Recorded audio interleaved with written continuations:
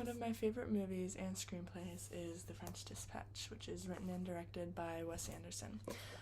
This film is an anthology of 3 stories with an overarching frame story narrative about American expat journalists in this small town of NUI in France who make up the staff of the French Dispatch. And the movie opens in this paper's writing room, where it is revealed that the editor-in-chief has died, and so they've decided to shut down the newspaper.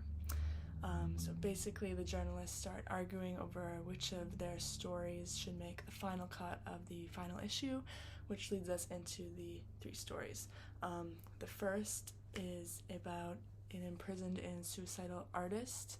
The second is about a young chess player living with student revolutionaries, and the third is about a dinner party that gets interrupted with a kidnapping.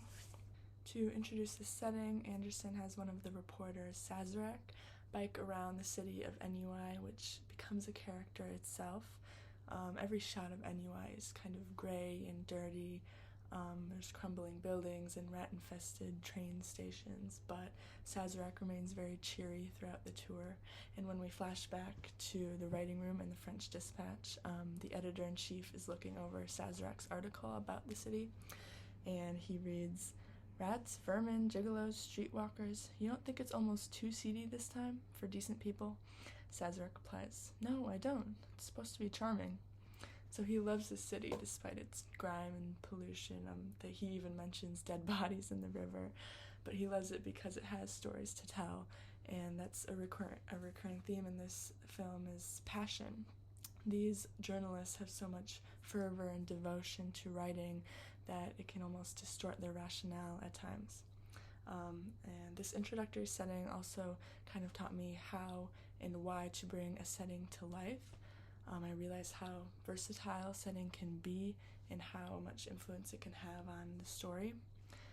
As a writer, I can use setting to sway someone's decision or to explain why a character acts the way they do, or even foreshadow the plot, which Anderson tends to do. Wes Anderson's use of color is crucial to this film, arguably more so than any of his others, which I know is a bold statement because that's what he's known for, but it's especially present in the first story of this anthology, The Concrete Masterpiece, which is largely shown in black and white, excluding a few scenes. So this story is centered around Moses Rosenthaler, who is a psychologically troubled, severely depressed artist who is incarcerated for murder. And in the first decade of this sentence, he speaks very casually on how if he doesn't keep himself busy, he will eventually inevitably turn to suicide. But then he meets Simone, one of the prison guards, who instantly becomes his muse. Rosenthaler paints abstractly, and every shot of his work is shown in color in contrast to the rest of the story. So at first I thought this was symbolizing how art itself brought joy and meaning back into Rosenthaler's life, but he was an artist before prison, and those works are shown in black and white.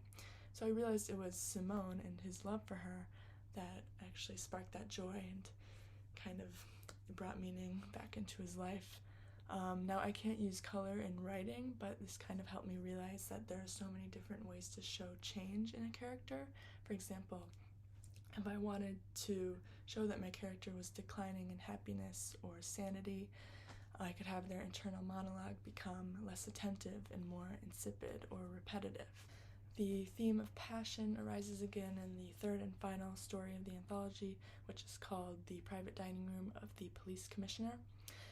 In this story, the editor-in-chief sends Roebuck Wright to a dinner party in order to write a review on this world-renowned chef. But during the dinner party, the son of the police chief, who is hosting, gets kidnapped, and eventually there's this huge gunfight between the two sides. And in one of the scenes, we see Roebuck ducked under a table, scribbling notes furiously on a tiny notepad, while bullets fly overhead from both sides. And I think it's a great demonstration of the passion that these journalists have and their willingness to get themselves into dangerous situations just for a story. I think it's also a an indicator of why critics called this film a love letter to journalism. But regardless, Anderson uses that theme of passion as a key motivator in the film and kind of a device to propel the plot forward. One last thing that this movie taught me was to be creative with the structure of my writing. I love the way Anderson packs 3 different stories into like one frame story, and how it kind of reflects the layout of a newspaper with like a bunch of little stories in one cohesive piece. The only drawback to having an anthology rather than just one plot is that the audience doesn't have as much time to connect or fall in love with the characters, but it's definitely still possible. And I think it's an important realization as a writer that you don't have to be confined to a singular linear plot.